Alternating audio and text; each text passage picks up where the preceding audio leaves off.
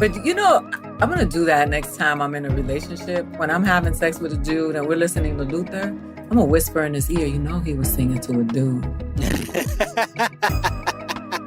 See how he reacts. And based on that reaction, then we'll know how we can move forward. If he gets soft, he's not the guy for you, and you got to let him go. He's got to stay hard through that information, Or maybe that might entice him.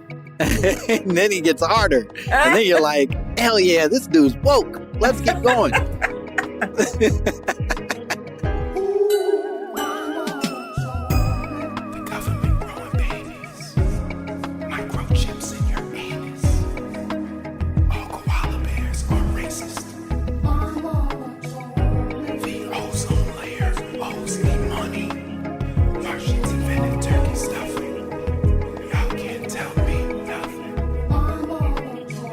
Yep. There it is, ladies and gentlemen. Welcome to another phenomenal episode of My Mama Told Me, the podcast where we dive deep into the pockets of Black conspiracy theories, and we finally work to prove that each one of those bumps on Morgan Freeman's face represents another Horcrux that allows him to live forever. That's right, ladies and gentlemen. He has split his soul amongst all of them little dots. I've counted them. He's about 378 split souls at this point, and I don't know what his plan is. Why he would hide his Horcruxes right in the center of his face is beyond me, but that's what the man is doing. And I'm not even sure we can call him a man anymore. That goddamn old ass wizard, Morgan Freeman, is out here just splitting in little ass pieces and covering himself with them. I'm your host, Langston Kerman, coming in misbehaving as always, hot as I like to call it. I'm happy to be here. It's an exciting episode. This is a groundbreaking episode, which I'm not even sure my guest is aware of, but it's a groundbreaking episode because it's the first ever episode where we are expanding the My Mama Told Me multiverse. We are moving out of just Black shit and moving into communities that also have conspiracy theories, that also know the dangers of Whitey and the white devil. Do you know what I mean? We're moving into the My Mama Told Me multiverse, and my guest today is the perfect introduction to that multiverse because she's so goddamn funny. She's hilarious. You've seen her on so many things. She was on They Ready on Netflix, but more importantly, she has a brand new special that is out, available to you now. Technically, it's not out as we're talking, but it's out, motherfuckers, by the time you're listening. And you bitches better go listening to it. You better watch it. Fuck listening to it. You watch it. You lock your eyes on it because it's amazing. She's so funny. It's called Fighting Words, and it's on HBO Max, and you need to go watch it, and she's great. Please give it up for my guest, Miss Aida Rodriguez. Thank you. I've been laughing. First of all, I was like, when I heard the theme song, I started like grooving, and then I was listening to the words. Yep. And I was like, is this Thundercat? Oh, we can't afford Thundercat, but we did get my comedian friend Nick Chambers to put some lyrics and music down. So I'm honored. I'm honored that you danced to our dumb shit. I just want to say one thing. In the Latino community, we got Black shit too, because a lot of us are Black. That's right. That's fair. Okay. I do not mean to dismiss the Blacks of all communities. I know there are Blacks everywhere, and I only mean to say that we are expanding our universe and opening up to conversations beyond just Black shit if we so choose. Got it. Nice though. Nice. Hell yeah. And we got conspiracy theories. We also are the descendants of slaves. So there's a lot of folklore. It's almost as if white people did the same trick to all of us, and it just worked. It just worked differently. Not better, not worse, just differently on everybody's shit. They did it in different dialects and languages. Yeah. You guys got a sexier dialect, I think, out of the whole thing. We got shitty ass English, and I don't know. Yeah. I would have rather. Yeah, Spanish sounds cooler for slavery, I think. Oh my gosh. You know what? Let's get canceled together. Let's do this shit. Hell yeah. That's my goal. I don't know what you came here for if it's not for cancellation. What game are we playing? Yeah, I know. That's right.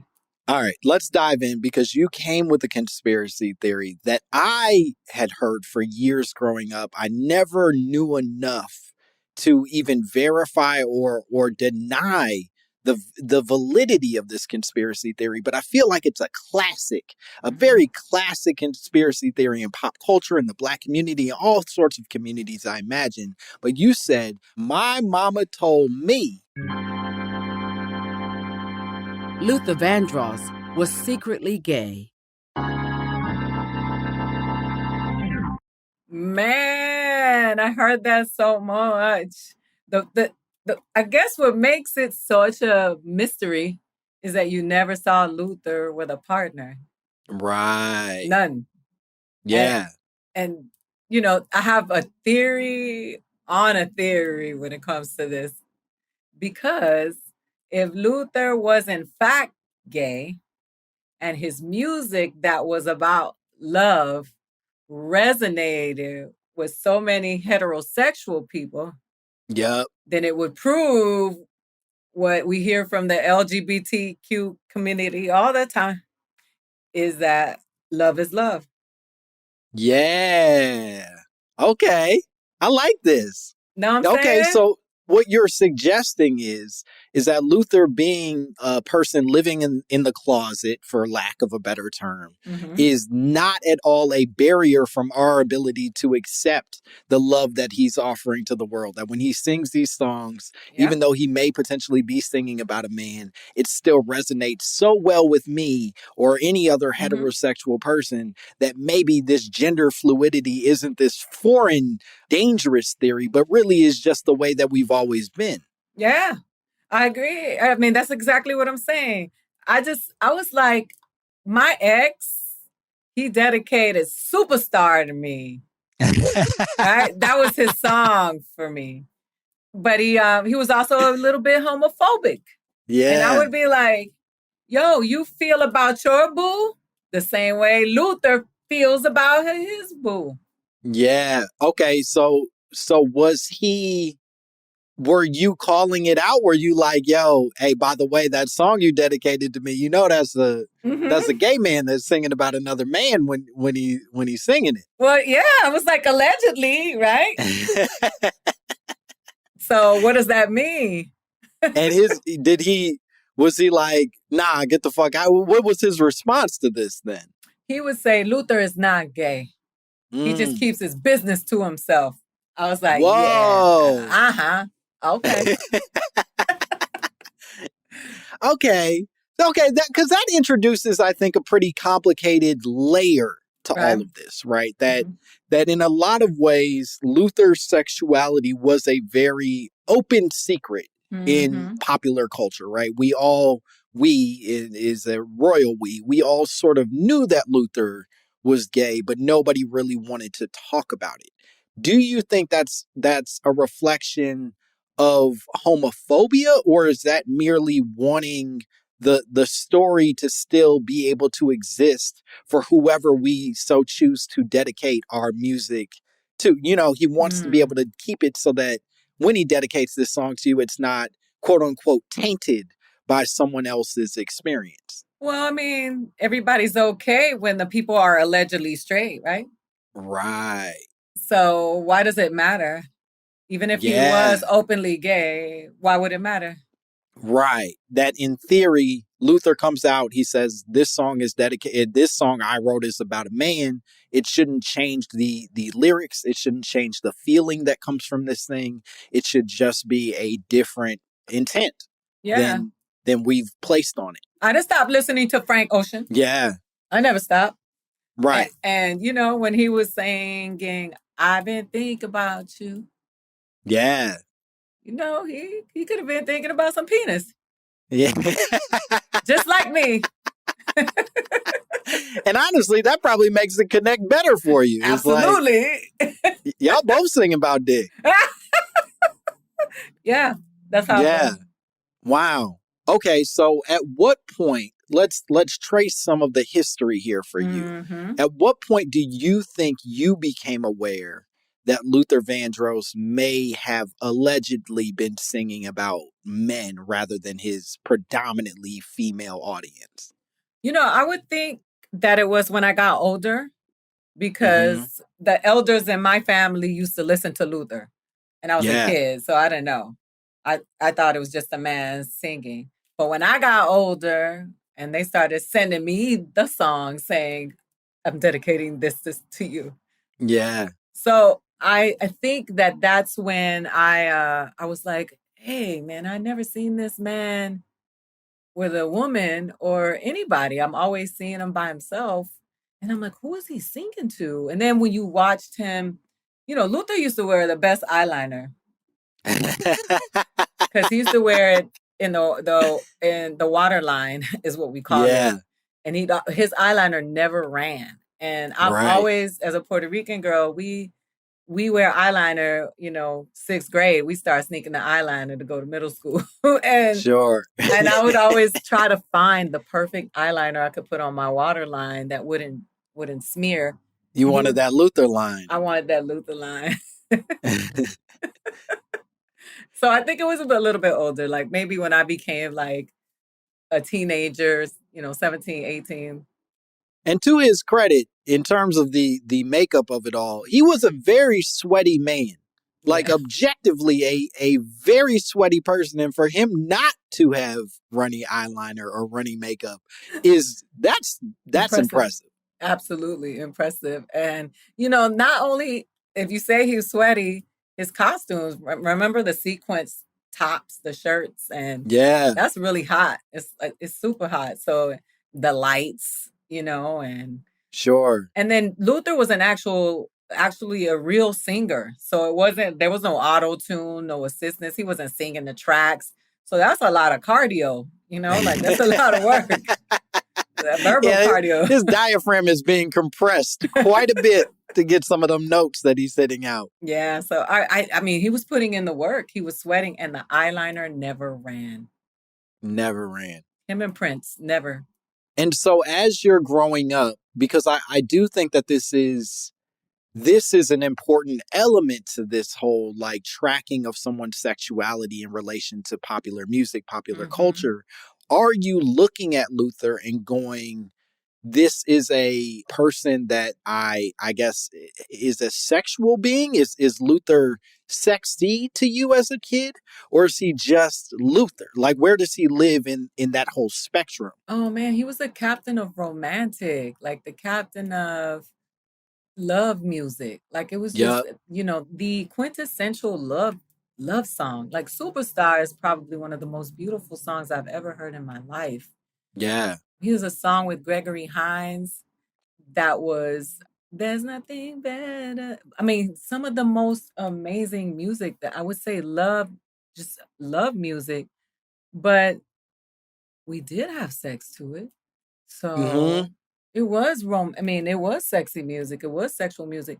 Yeah, I guess I asked that question because I'm interested in sort of the ways that sexuality or a person's sexuality rather doesn't necessarily matter in terms of our enjoyment of like the art that they create. That in That's a right. lot of ways, if you look at these people as poets, right? Like I didn't need to want to fuck Walt Whitman to be able to enjoy the sexuality that came out of Walt Whitman's poetry. Like it still has all of the elements that you need to feel like a sexy, sensual person. And I think the same might be true for a Luther Vandross.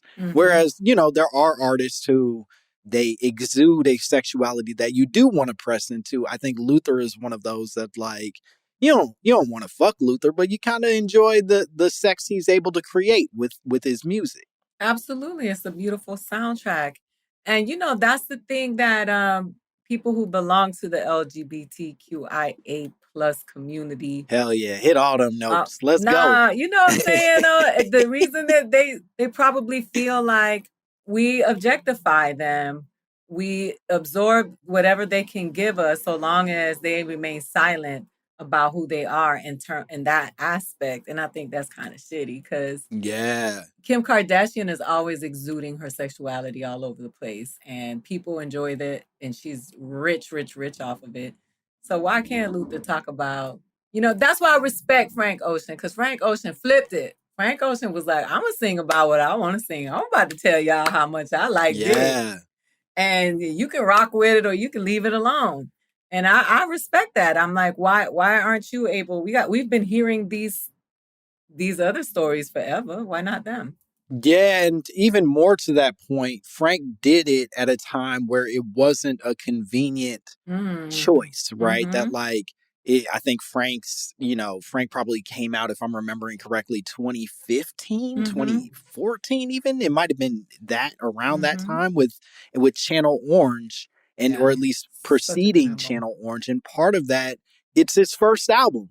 This isn't a guaranteed great response from the internet and from the communities that are receiving this. He could have easily been put in a bucket that ruins his career. But he's like, nah, this is who I am.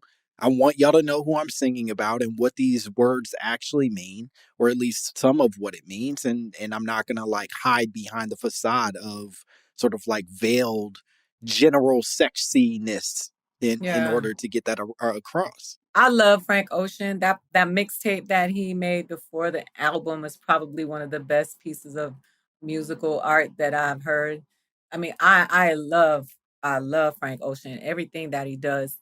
That Channel Orange album is epic, and just to hear someone just being true. And I think, Frank Ocean is younger than I am, and to see someone at that age teaching somebody older, and I would say people older than me because I grew up around people that were fluid and people that were queer. But it's dope. I love it. And I just sit down somewhere. Just go sit down.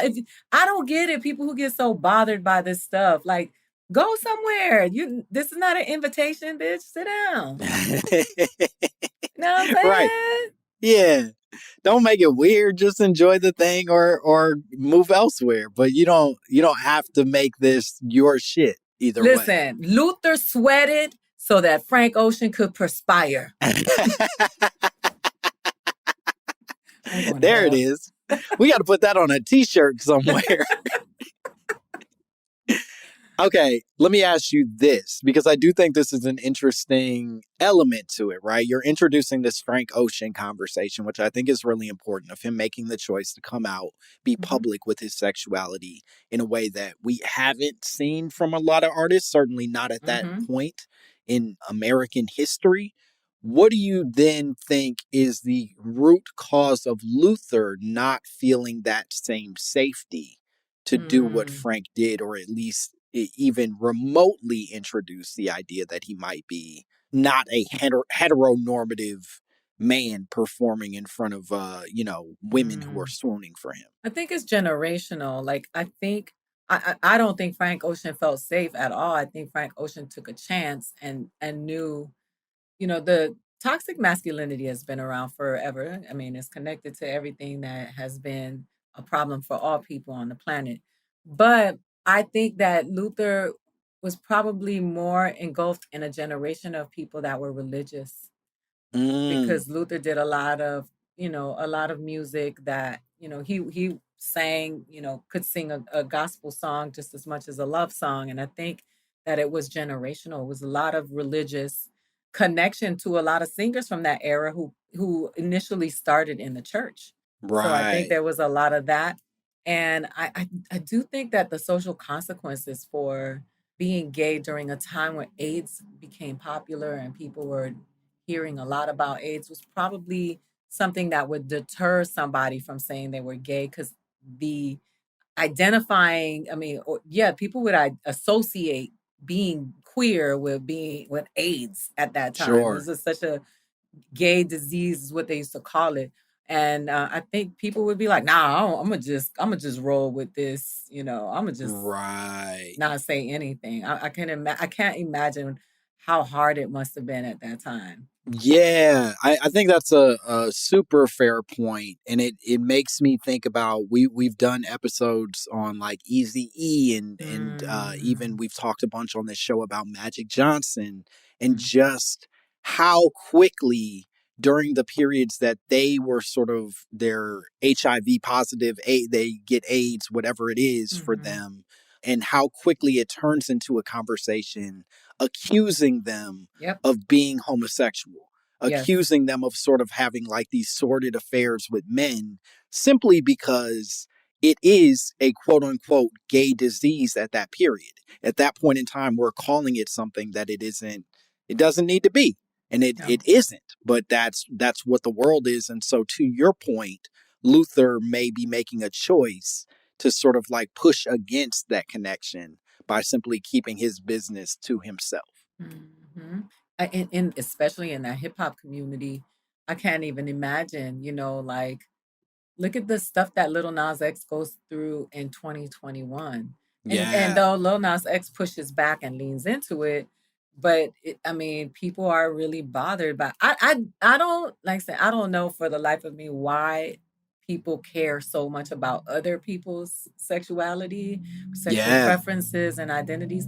I don't. For me, you could tell me, hey, I identify as Elemental P, and that's what I want you to call me. I'd be like, "Hey, Elemental P, you like crab legs?" Yeah. That's me, because let's go. I just don't understand why people got so preoccupied with other people's business like that. It's just Yeah, I do think to some extent I feel weird about this, not because I disagree with you at all. I think you're absolutely right. We should just mind our business. But I'm nosy as fuck. I do want to know what okay. who people are fucking and how they're doing it. But not because either version of it grosses me out or any version of it grosses me out, but more because nigga, I want a copy. You know what I mean? Like I'm trying to do something weird with my wife and see what she's into. And like let me know. And part of, I think to your point, if we spent more time allowing people to just voice exactly who they are in a public way, we all become more liberal and comfortable in our own bodies. That Yeah. we all can suddenly the our expectations shift, and now it's not this scary, dangerous thing that a Mm, man presses into another man. It's just like, oh, that's what y'all do. I'm gonna try that out, but in my way, and see if that hmm makes me feel more whole as a person. Yeah, absolutely. If also it just listen, I think that the people who continue to be afraid of and that's what it is underneath it is fear. Because if you don't agree with the lifestyle, like my go-to example, I don't really like country music like that. Yeah. But I don't ever go to Garth Brooks' page and be like, "Yo, your shit is trash." Like I Right. never, you know what I'm saying? I never do that. It's just not my thing. I just don't listen to country music, and I Yeah. think that it's just very interesting to me how people feel the need to police others, and it has something to do with you. Because the only Yep. things that I react to like that, where you feel a visceral reaction from me or anything, it's something that it pokes at something that I'm feeling within myself. Sure. You know what I'm saying? So lesbians can be around me having an orgy, and I'm not gonna be like, ooh, I'm gonna beat everybody with a belt because this is wrong. I just be like, I'm gonna go outside because y'all might get some on me, and Yeah. I like this shirt. You know what I'm I'm not at saying? the place where I need pussy juice flying on my good shirt. Yeah. I'll walk away. But But y'all do I you. but do you, boo? Can I videotape it? But I'm not, I just don't understand why it's such a big deal. And I do believe that because of those things is probably why someone like Luther, who made so much money on love music, that he was Yeah. also protecting his bag. You know what Right. I'm saying? Like so many people. I mean, everybody that I know when they list like top 10 love songs, they always got a Luther song on there. Yeah. I even as you're saying it, I'm thinking of top 10, like top tens in my head, and like immediately here and now, boom, that's right. It's up Yes. there. You know what I mean? I can't think of many that are above that. Mm-hmm. And I think you made the point earlier, and we should cover this before we run off to break. But I think it's also important. You talked about safety. You talked about sort of like this question of whether or not people feel safe or afraid or whatever it is. And I think part of the way that they take advantage of this fear and this safety is by conflating those things with religion, Yeah. right? So you make it so that if you are not following this set of rules, this traditional set of norms, you are not only unsafe for your lifestyle, but you are unsafe for your eternal soul. And Yes. so all these people start to hate the idea of Luther Vandross coming out and being his freest self because it could potentially damn their eternal soul. And that's a pretty fucked up weight to put on both ends of things. Damn. Both the people that are hating and the person that is hated. Yeah, but and that's funny because it's hypocritical to me. I grew up in the church. I'm like, y'all don't ever feel that condemned when you find out other people are fucking before they get married. You know what Yep. I'm saying? That they're fornicating. Y'all make jokes about the pastor fucking the lady in the pew and cheating on his wife. You don't worry Yeah. about your eternity when you making jokes about side bitches. You're not like, oh, he got a side bitch. Right. You're not saying, I'm gonna burn in hell because I got a side bitch.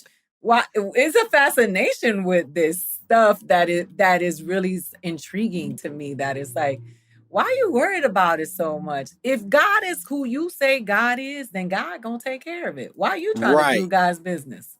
Yeah, and it's not like God was like, yo, these you can't break, but these other ones you go crazy. You could eat out the neighbor as much as you want, but don't you dare suck the neighbor's dick. That's how dare you. It's like, nah, he's like, all this is sin. You're all sinners. So figure out how to be the best version of yourselves. It doesn't really matter until, your rooster comes a calling, Yeah. That's quoted from the Bible. Your rooster comes a calling. I think that's in Job somewhere. You know what? The scariest scripture I ever saw in the Bible was about clergy. Like the Bible will scare you, right? The Bible said, "Better you not be born than to mislead my sheep." Like that just Whoa. creeped me out. So that means that all y'all people that are walking around leading the people and telling the people and condemning, the poor gay fella in the church that's scared to come out and you condemning him, the consequences seem like they might be a little worse for you. Better you not be born? That's not like an abortion. Right. He's like, bitch, I'd rather you didn't exist than trick a bunch of people into believing some bullshit. Exactly. So I don't know what y'all doing out there, but I'm going to tell y'all, stop. Stop. You better stop. All right. We're going to take a break. We'll be back with more Aida Rodriguez and more My Mama Told Me.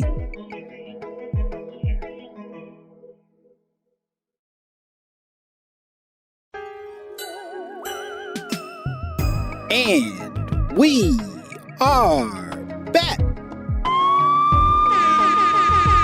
Why are you gay? Who says I'm gay?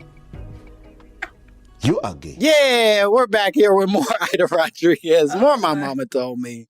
We're still talking about goddamn Luther Vandross, arguably the greatest male singer of all time, and his difficult history with coming out and being honest. Honest, what is honest? Sharing with the world what he truly felt in his heart, which is that he wanted to kiss some boys. He wanted to hug and kiss some sweet men.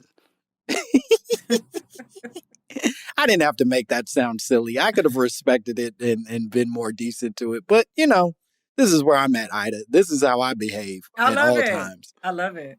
Hell yeah. Let's jump into some of this research because I do think some of this it's not going to blow your mind. I'll be honest with you up front because all of the research more or less confirms what we already know to be true or to be allegedly true about Luther Vandross. But it will, I think, introduce some questions that I would love to hear a bunch of your perspective on because I do think they are somewhat challenging questions. So let's launch in.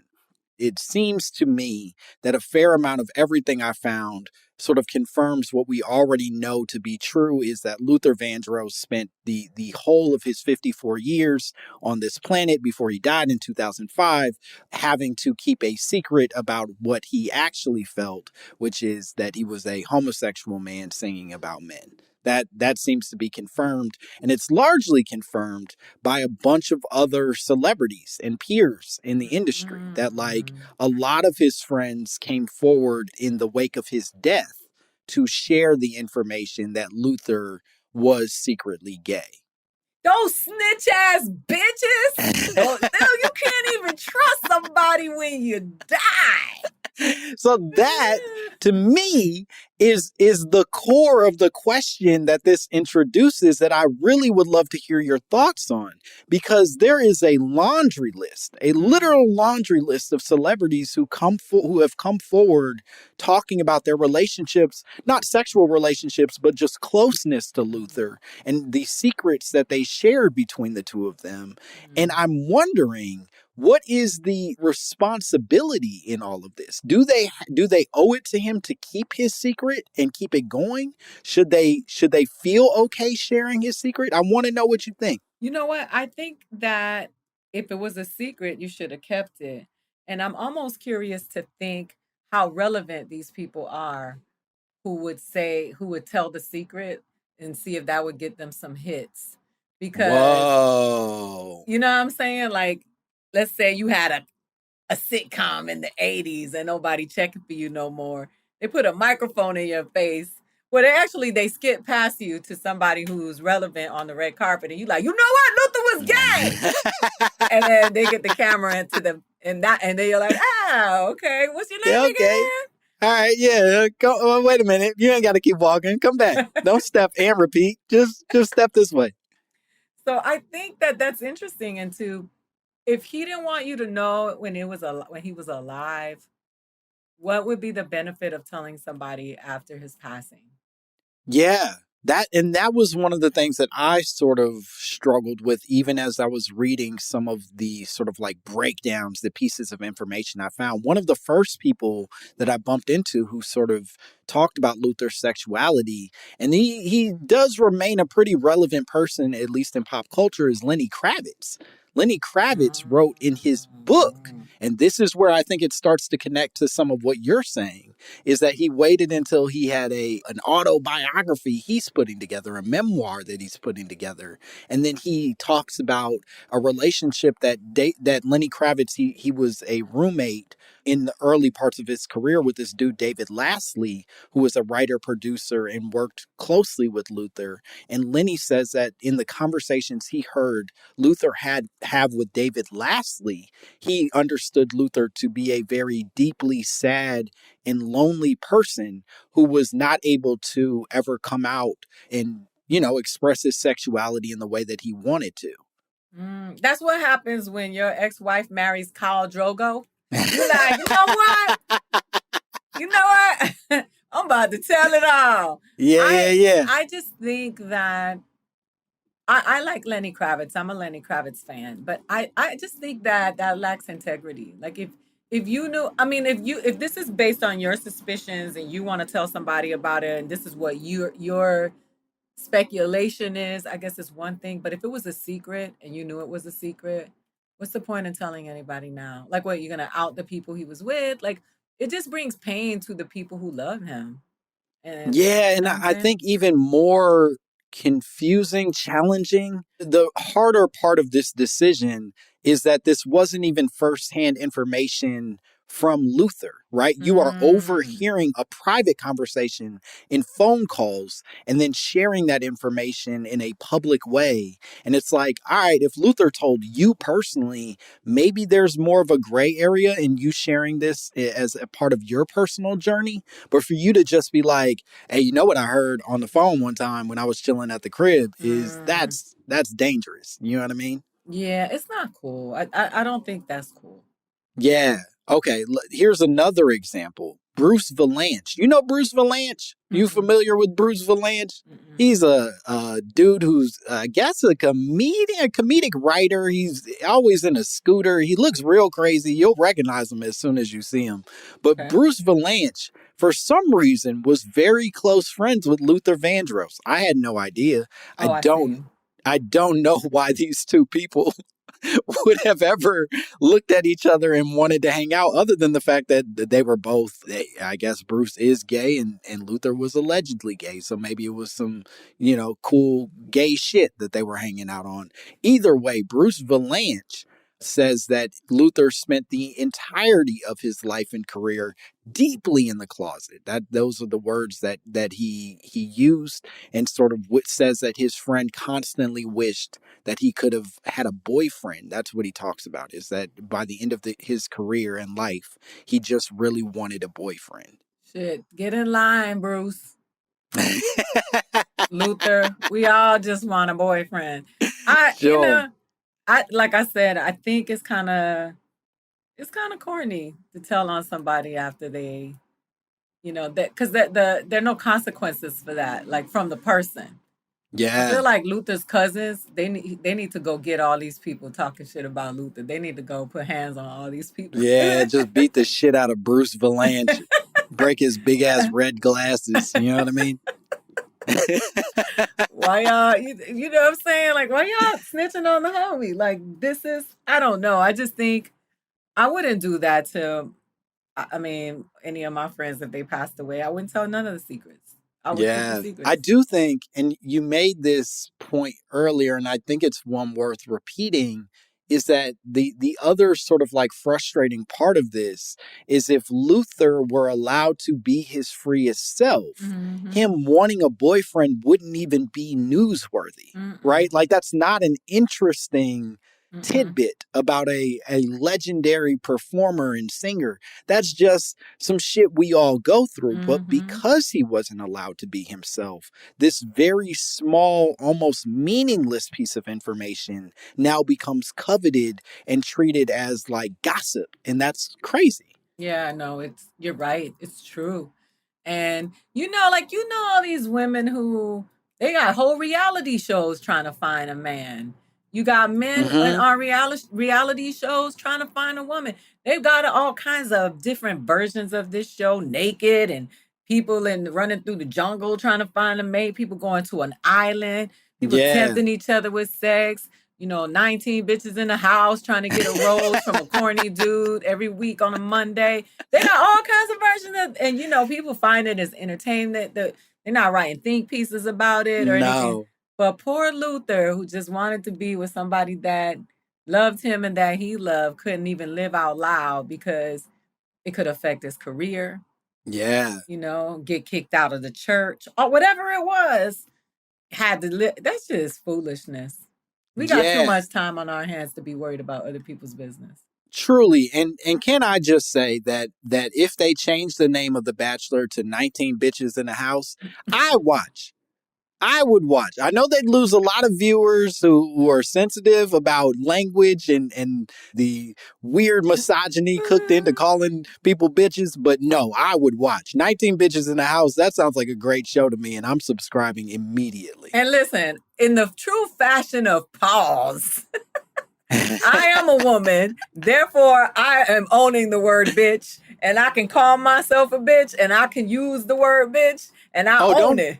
Don't get me wrong. I'm not shaming you at all. I'm merely representing the American audience who's going to sit there and go, how you can't call people bitches. It's like, listen, you don't know which bitch I was talking about when I said the word. I was talking about some boy bitches too. Them boy bitches be in the house. Hey. We all bitches. That's right. That's right, damn it. And there's 19 of us.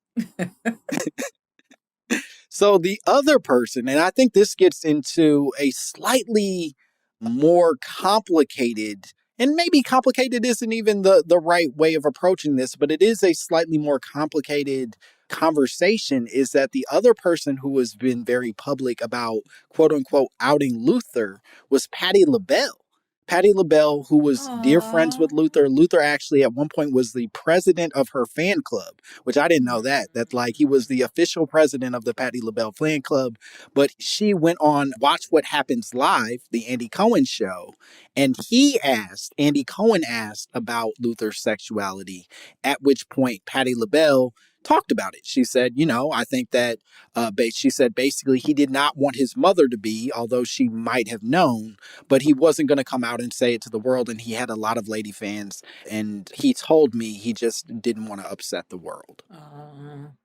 And so I guess my question is, what responsibility do you think a person like Andy Cohen has, who is a homosexual person, who does understand maybe better than most the dangers of outing a person, be they alive or dead, to not even introduce this question to an old lady who's probably just going to be like, oh, yeah, I know about that. And, say some stuff on TV. Well, Andy Cohen is part of this entity that makes a lot of money off of the exploitation off of Black people and people of color. Like Black women and in these shows that perpetuate, stereotypes and shows some ugliness, which is real in everybody, not just Black women and women of color. But I just think it's interesting that a gay man would take that. That's disappointing to say, Yeah. ooh, what about, like, why would you do that? Why would you do that to that Black man? Why you do that? Like, when you yourself have complained about bigotry towards you for being a gay man, why would you do that? That's part of the problem. That's what we push back against, right? Is that whole idea that people who are, homosexual, people who are queer have to live in this place of secret. Who perpetuates? So asking somebody, "Ooh, do you think such and such was gay?" is part of the problem. Yeah, and I'm so glad you said that. And I think you put it in words that I wasn't even sure I knew how to put it in.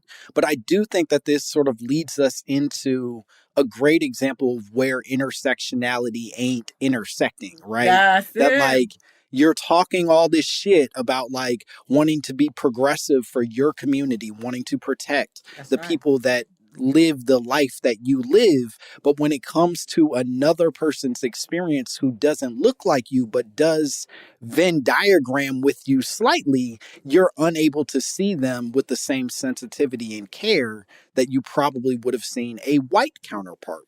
A word. You just said it. A word. 100%.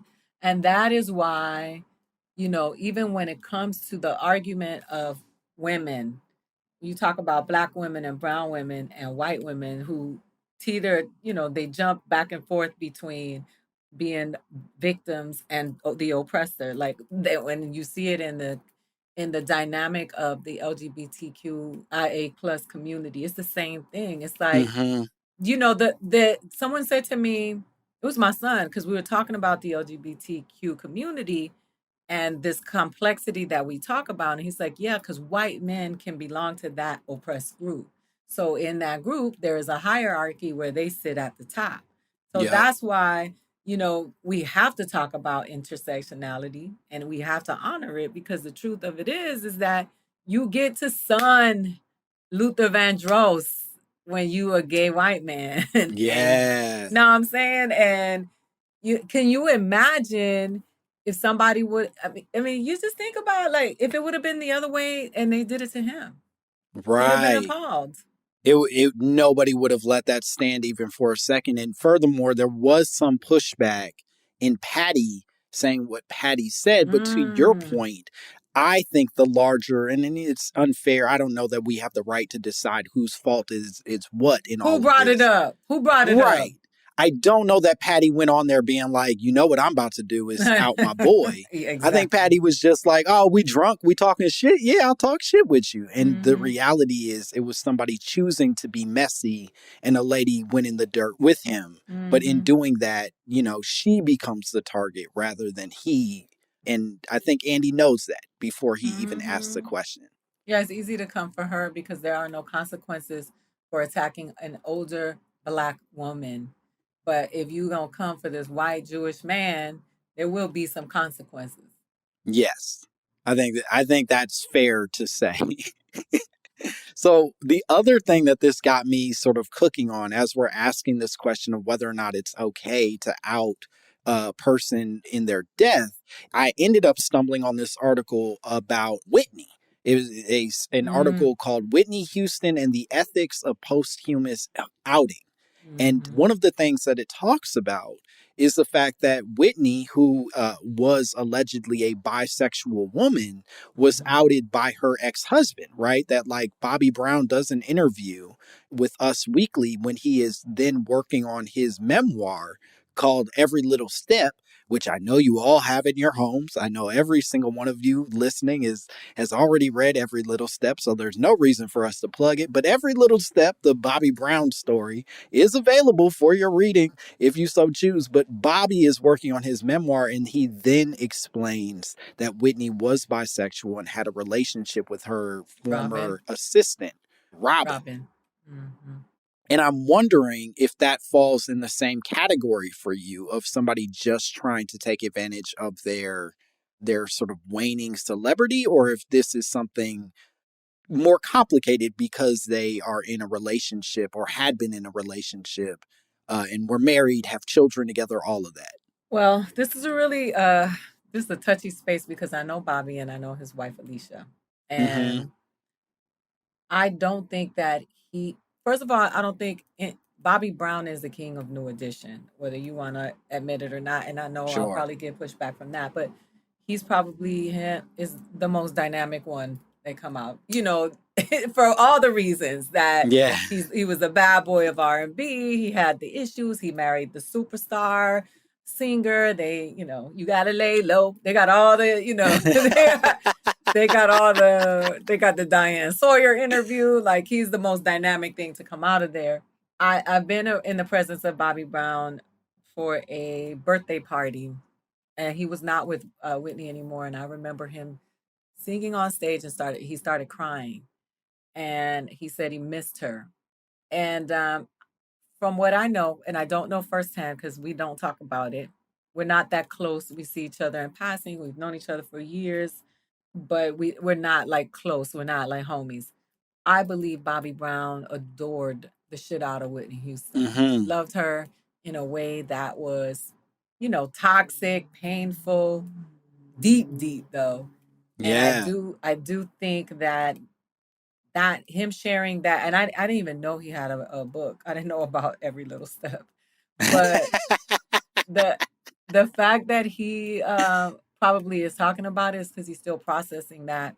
And you have to think Bobby Brown is married to Whitney Houston, the mother of his daughter who also passed away.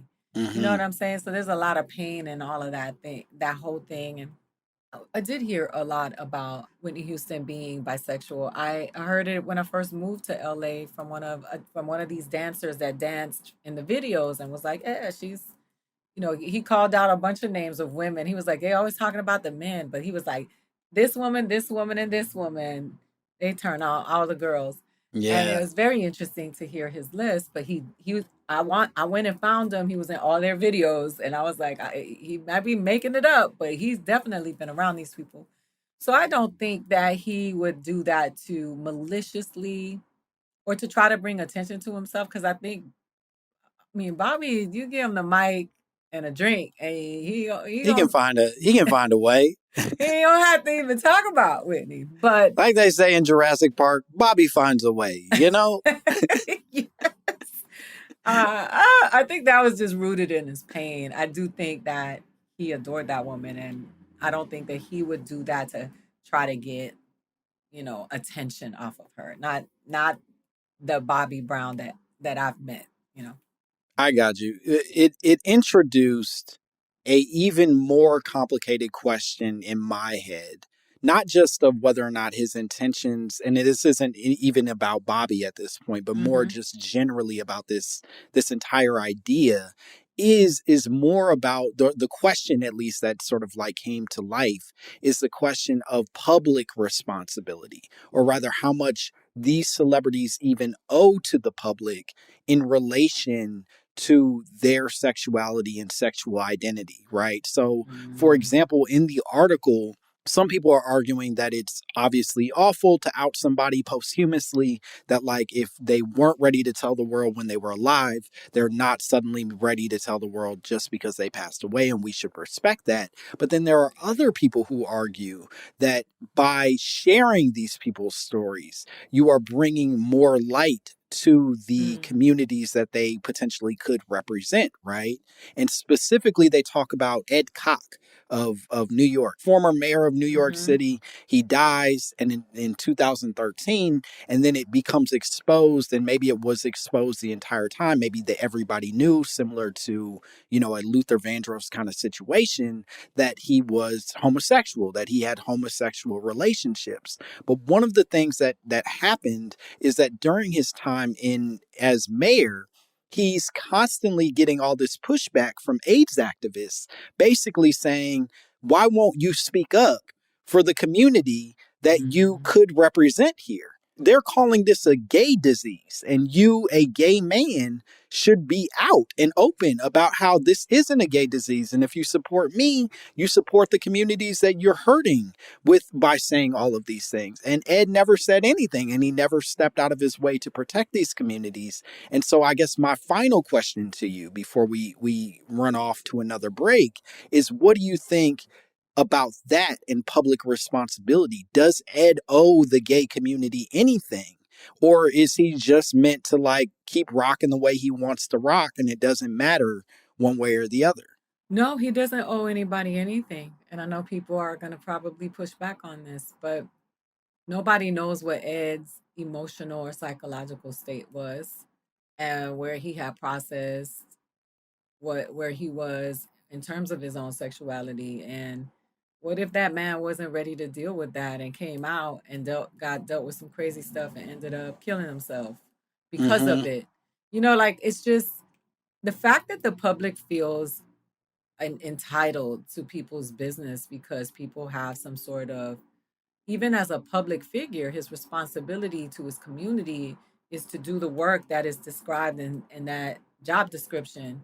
It is not that he owes his personal life to anybody else, you know, and there are a lot of people dealing with a lot of different issues. Are you demanding that straight men tell you about their affairs? Are you demanding that straight men tell you about all of the Right. stuff that they're doing, or straight women?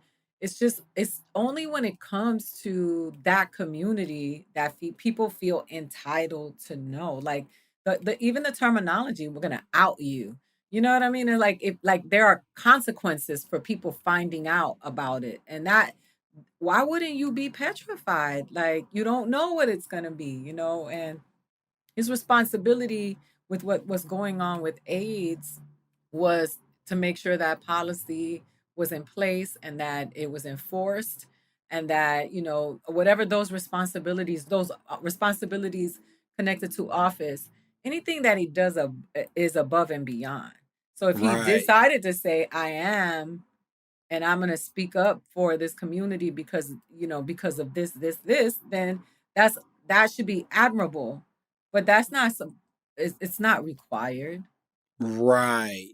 I think that's fair. I think the responsibility a person in office has, in my mind, is to be careful and caring about every single person that they represent. It's not Mhm. necessarily to just place preference on the communities that they're deeply connected to. And Mhm. ideally, the way that you represent all of these communities and care about all of these people is you are connected in small communities, and so you do the Mhm. extra work to make sure that everybody is fairly represented. That said, it doesn't mean that, like you said, there are a lot of great leaders who love to cheat on their wives or their husbands or whatever it is, and that's not, they don't owe more to the non-monogamous community simply because that's who they represent. Is, yeah, we're all doing what we can to protect each other as best we can. And he Mhm. clearly didn't feel comfortable telling everybody his business, and so maybe he doesn't have to suddenly out himself just because he's a famous person. Yeah, and I mean, are all women who've had abortions that are in office, have, do they have the obligation to tell people that they have abortion when they're dealing with abortion? You know, like it's it's just like that's what drove like Bill Clinton to say he didn't exhale or he didn't inhale or whatever. It's just that, Yeah. you know what I'm saying? All of that, this Salem attitude towards people and feeling like we owe that, you know, that the general public is entitled to the tea is just a function of, you know, how celebrity culture has become so toxic in this country. And, Right. you know, and it bleeds into politics because politicians are celebrities, whether we want to admit it or not. And it's just gross. It's just gross. Yeah. Let people's business be their business. Let everybody do their own freaky shit. And if they want to tell us about the freaky shit, you know I'm happy to hear it. God damn, do I want to hear about it. But if not, that's okay. I'm on my business. I'm with it. All right, we're going to take one more break. We'll be back with more Aida Rodriguez and more My Mama Told Me.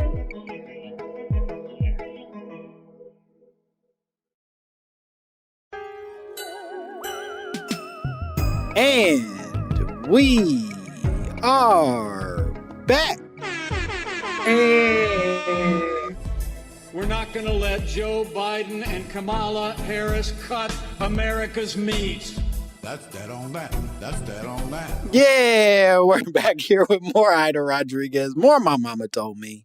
We're still talking about Luther Vandross and his secret that he took to his grave and the one that Bruce Valanche would not allow him to keep. Bruce had to tell people that Luther Vandross was gay, and neither of us know why. You know, that motivation is, I don't know, like, maybe even the fact that they were friends seems so off, and that's because of what we, you know, how we perceive people, and we're like, how do these two people know each other? But like I said, it's just that Andy Cohen thing. Like, I just don't think it's cool. Yeah, I dig that. I think especially coming from a quote unquote white friend, you have extra care to probably take in outing somebody of a different race and, a black person specifically in terms of like what's going to happen with his community, with his relationships, with his mother, no less. You know, his mother is this deeply religious person.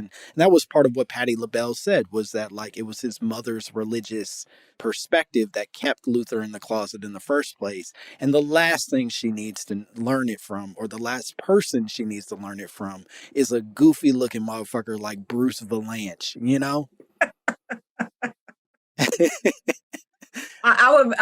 When I run into him, I'm going to tell him he got to recite the first 10 lines from Never Too Much. I like that. Yeah, make him say it on one knee so he really earns it, you know, because it's going to take him a minute to get down there. Bruce ain't built for kneeling, but yeah, he owes us an apology. He owes Luther and us an apology. Mm-hmm. Okay, let's play a game. This is right. This is a fun game. It's a brand new game that I've cooked up for this podcast. It's called Make It Make Sense. Your thoughts create your reality. Well, you already knew that, yet you still live a life that you dread. Excuse me. Make It Make Sense. This is a brand new game where I am going to introduce to you a conspiracy theory I had never heard of. And it's specifically a conspiracy theory that comes from the Dominican Republic. It's a conspiracy theory that y'all over in the Dominican are rocking with. And I would love for you to make it make sense for me. Help me understand what's happening in this scenario. Okay. So apparently in 2019, there was a string of deaths from a hotel where 6 different tourists visiting the Dominican suddenly died. They died in these mysterious ways after drinking from their minibar. And apparently, more than a few people started to speculate that this was a serial killer working the Dominican Republic, that there was somebody out intentionally trying to kill tourists as they were moving and shaking around the Dominican. And what I would love for you to do, Aida, is tell me what's happening here. What do you think the real mystery is from these people who are drinking from this minibar and all dying in these mysterious, tragic ways? So that's funny. I never heard that one. I'll tell you what I heard. I heard it was a governmental ploy to try to keep American people from going to the Dominican Republic because they are Whoa, going to hold try. on. Wait a minute. Uh-oh, this sounds like you about to spit some shit. I ain't never heard this before. This is brand new to me, and all of this is brand new to me. Can we do some talk that talk? Can you break it all down in 30 seconds? Yeah, no, this is what I heard. I will. Okay, here we go. I'm going to press the button, and then you go crazy. So I heard that the Dominican Republic and Haiti are on the island of Hispaniola. So France is who colonized Haiti, Spain colonized the Dominican Republic, and Haiti owes France for slavery. They owe for being the ones to kick down the door for liberation. But what I heard was that there's this big old governmental push so that they can take over the island. That's why they're letting these people struggle. But tourism generates a lot of money. So they were trying to deter tourists from going there. Whoa. And that's why they were doing that, because it would keep the economy from flowing with the tourism dollars and let the country crumble so that they can go in and gentrify it and recolonize. Whoa, holy shit. Wait a minute. That's called motherfucking bars, nigga. God damn it. So you're saying that this is an effort, or at least the theory is that this is an alleged effort to tank the island to across the board, because Haiti ain't doing too great on its own. Between the fucked up economy, the damage that is intentionally being done from other colonizing places, and certainly like France. The earthquakes and hurricanes and shit that hit that side of the island, it's already struggling. Which is, I heard, is another conspiracy that those are done by those heart machines, and that those are done, those are man-made to cause destruction on the island so that they can go ahead and take it.